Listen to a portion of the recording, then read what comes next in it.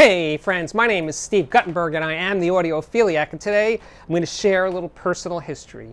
I'm going to tell you about the worst product I ever bought, the biggest mistake ever in my long life as an audiophile. And it was the Beveridge Model 5 speaker. It was a 5-foot tall cylindrical cabinet.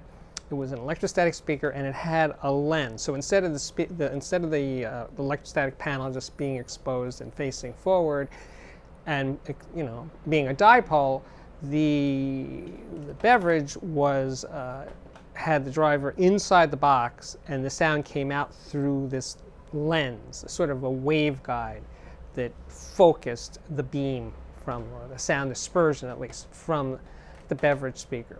It had a woofer in the cabinet. It was cylindrical. It had a woofer, I think a 10 or 12-inch woofer in the base of the cabinet. Maybe another woofer at the top. I don't remember. Definitely one in the base. And I heard it first at CES, and I was really enthralled by it. There was a lot of buzz about the more expensive Beveridge speakers, the Model 2. I couldn't afford those. Those were bigger and had separate woofers. So I thought, wow, the Beveridge 5, that's the one for me.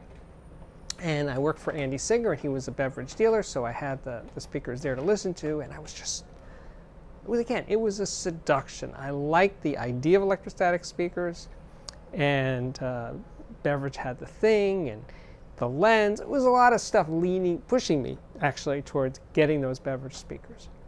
And the thing that was so funny about, especially in retrospect, buying these speakers was, so I ordered them, they came, set them up in my apartment. I had a relatively small apartment in Manhattan at that point, and I remember my wife listening to them for the first time and saying, essentially, "That's it?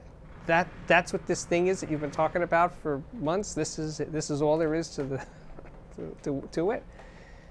She hit it right from the get-go. Maybe she should have been the audio reviewer in the family. But anyway, I was slow on the uptake, and I just thought, well, I'll play with their placement. I'll try different amplifiers. I tried all these things. The Beverages never really clicked for me, and it was a huge disappointment. And then it was like, I'll just live with them. I'll just settle into them. And I really just tried not being so analytical about them, not trying to think of it.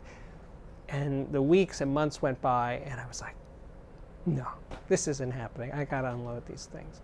So in those days, this is long before the internet, I put an ad, a classified ad, in the New York Times to sell them, basically at my cost. And I think that was something like, I don't remember, maybe $2,000. So I put an ad in the New York Times, and the ads were expensive, like $100 for each little, it was a little tiny entry. And nothing happened. I put an ad in, no one even called, no one even came to annoy me or anything. Nothing happened. So I let a couple weeks go by, put another ad in the Times, nothing. Let some more time go by, put an ad in the Times with a much lower price, maybe a nibble or two, but nothing materialized.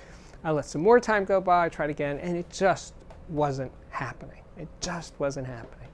And now I'm like, I just pushed the speakers aside. I had some other speakers taking their place. I stopped listening to the speakers by that point, and I was just desperate to unload them. And I called Dave Wasserman, who owned a store and still owns a store called Stereo Exchange, and he sold a lot of user gear at that time. And I said, Dave, what do you give me for these Beveridge 5s? And his reaction was perfect. It was like, not really, I'm not interested. And I said, make me an offer. And he said, no, whatever I offer you, you're going to be insulted, and you should just try to sell them yourself. And I said, no, I explained all the trauma that I've gone through with these beverages, and I begged him. I said, please, just take them. And he said, okay, and I'll give you he gave me $500 for them, and I was happy. Actually, I was happy. I lost probably $2,000, but I was happy to be rid of them. They went to his store. They came and picked them up with a van. They went bye-bye, and some other speaker followed. And that was it started another chapter in my audio life. And the funny thing about what happened to them at Stereo Exchange was they sat there for a few months, no nibbles, and then suddenly they wound up with, I think they already had a pair. I think that was one of the reasons why Dave Wasserman was so reticent to take this pair, because he already had a pair. He knew that no one was buying them, right? But anyway, the thing that was hilarious was maybe 2 months went by and somebody came in and bought both pair. So he was rid of them, I was rid of them, and we all lived happily ever after without Beveridge speakers. I checked before I started doing this video, and Beveridge audio is still around, and they have new models, and if I ever got a chance to hear them at a hi-fi show, to complete the circle, I will do so. Anyway, for now, that's just a little trip down memory lane, and if you have had a speaker or an amplifier or anything in audio that was relatively expensive or very expensive, and you decided you hated it and it was really a hassle to unload it, share those experiences below, and I'd like to hear about that.